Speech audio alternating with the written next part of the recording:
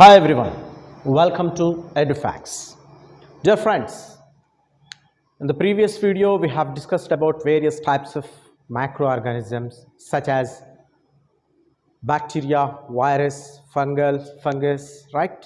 Protozoans, algae and microarthropods.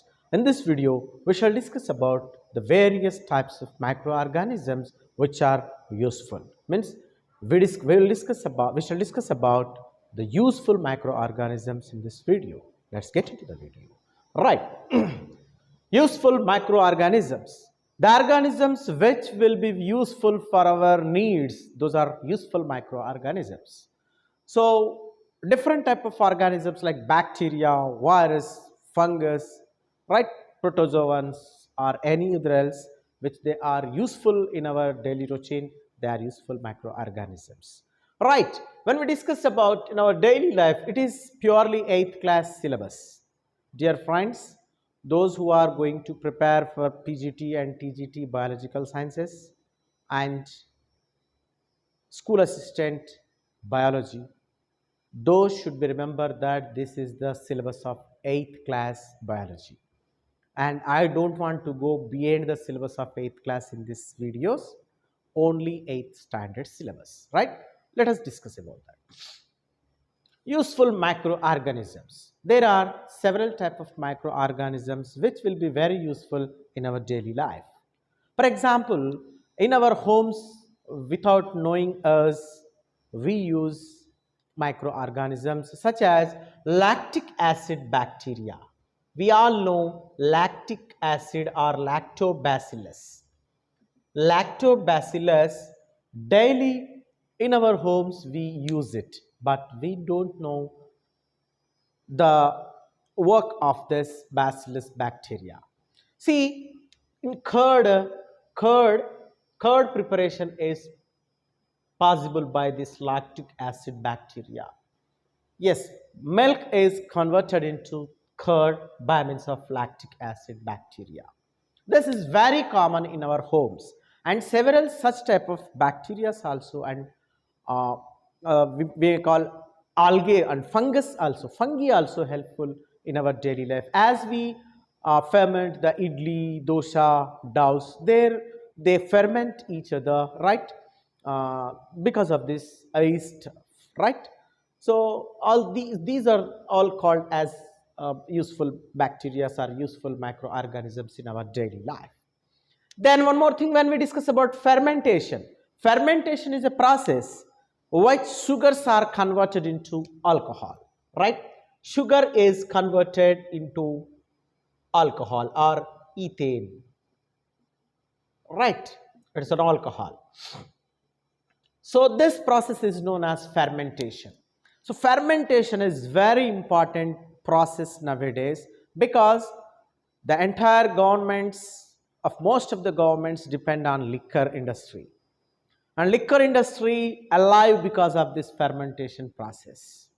So in this fermentation process, yeast, it is a fungus.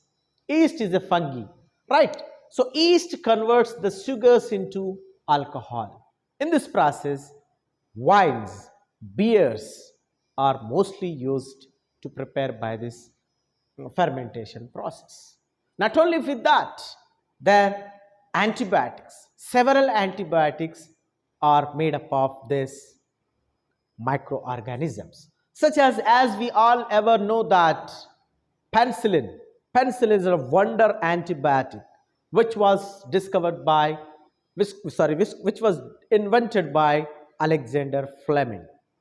Alexander Fleming, in the year of 1928, he observed the controlling of bacterial growth by means of a fungus which is called Penicillium notatum. Penicillium notatum is a fungus which prevents the growth of bacteria. Then he expressed that, he revealed that in 1929, and after that he was awarded with Nobel Prize along with other two more scientists like Ernest Chain and Florey, Howard Florey, right? In 1945, along with other two scientists, he got the Nobel Prize. And when we talk about antibiotics, it is compulsory to speak about our Telugu wonderful or wizard of the wonder drug, which was said as well, Dr. Ella Pragada Subbarao. Yes, Ella Pragada Subbarao. Ella Pragada Subbarao, he was born in Bhimavaram of Andhra Pradesh, and he was called as Wizard of the Wonder Drug. Wizard of the Wonder Drug. Because he invented a beautiful medicine which saved the lives of several people in our country as well as in the world, that was called tetracycline. So tetracycline. After tetracycline, erythromycin, several antibiotics were invented by different type of scientists, but he started the invention of this wonder drug that is called tetracycline or erythromycin, tetracycline. All these are antibiotic drugs, and Ella Pragada Subbarao was called as the wizard of the wonder drug. Then vaccines. Vaccines also possible by these microorganisms. As we all know, the first vaccine, smallpox, vaccine for smallpox. Edward Jenner invented a vaccine for smallpox. Smallpox was a very dreadful and dangerous disease in those days. So smallpox disease was covered by a serum of a cowpox patient. The cowpox was introduced into the child who got the smallpox, and it was cured. Then it was clear that cowpox can prevent the spreading of this smallpox. So in this way, Edward Jenner, for the first time, he introduced a vaccine, or he invented a vaccine for smallpox disease. So now smallpox is completely wiped out from our country. It was very great innovation of the scientist Edward Jenner. And when we talk about vaccines, it was very important to speak about polio. Yes, polio is a very, very dangerous disease in those days, which is affected on the children, right, especially on legs and hands. So it is usually because of the polio virus, it affects by the polio virus. It is affected by polio virus. This polio virus made many people physically handicapped. So in the year of 1952, Jonas Salk in 1952, he invented a vaccine for polio.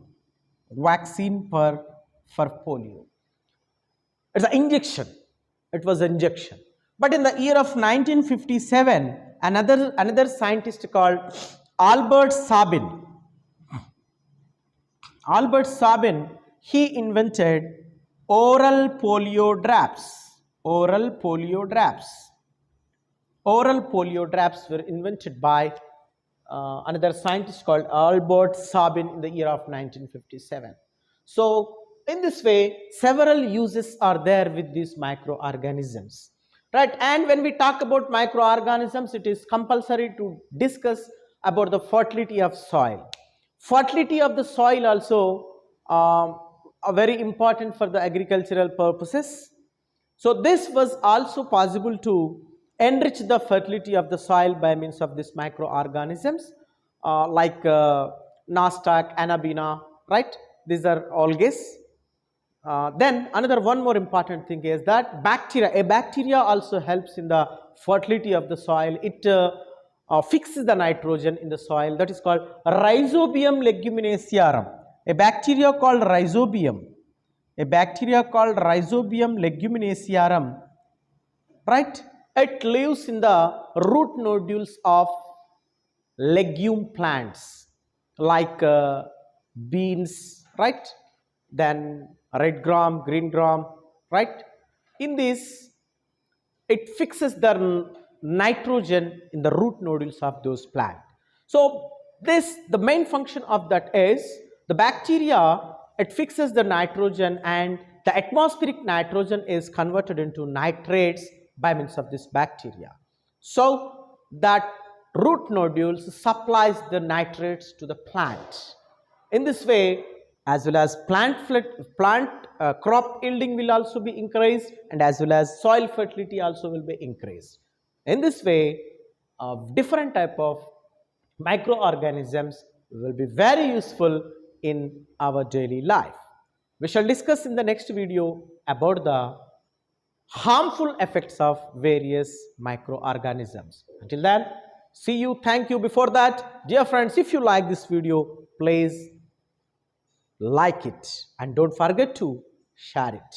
Please subscribe my channel. Thank you very much.